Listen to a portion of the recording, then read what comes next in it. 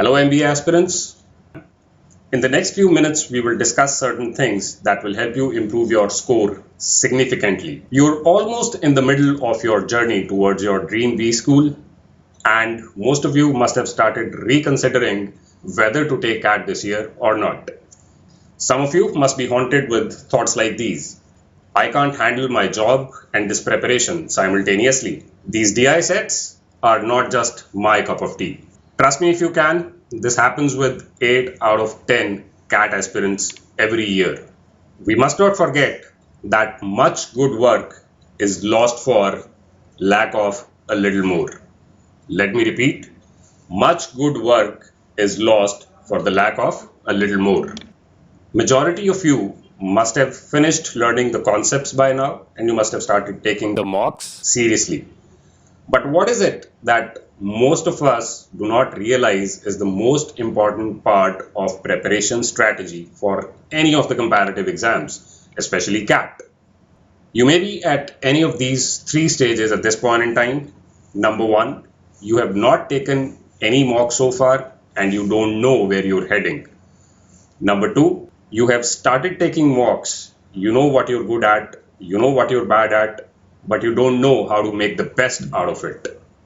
Number 3, you've done fairly well in a couple of mocks, but the biggest challenge at this time is of consistent performance and moving from 95 percentile to 99 percentile.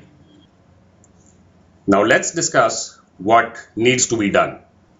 First thing, CAT is all about practice, and practice makes perfect.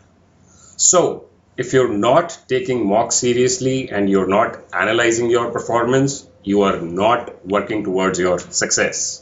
Worst, if you have not taken a single mock yet, it's like I am giving Gyan to the foremost authority on procrastination. Most students keep postponing, thinking that I am not prepared yet or I have not finished sufficient syllabus to take a mock.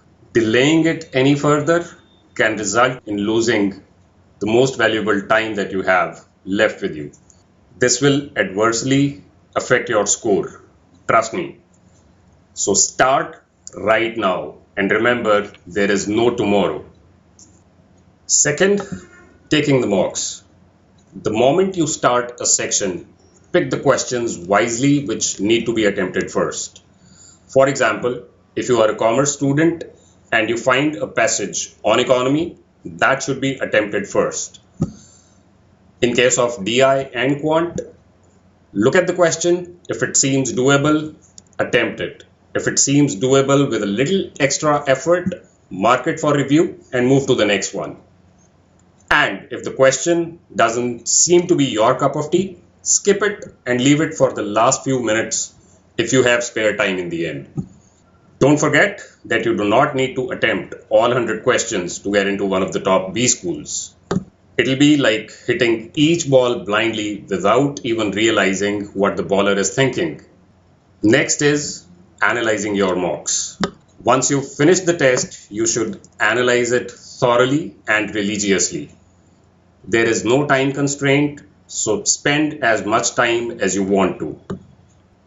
Solve every question and compare your answer with the given solution. If even after looking at the given solution you cannot figure out anything, let's leave it to your fortune and do not try to attempt such questions in the next test. Check if you can eliminate any option looking at the logic.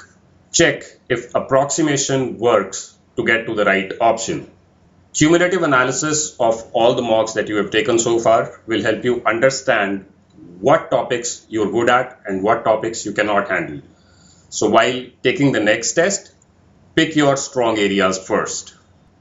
Also, while checking your cumulative analysis, keep this in mind that your highest score and lowest score is not the real reflection of your performance.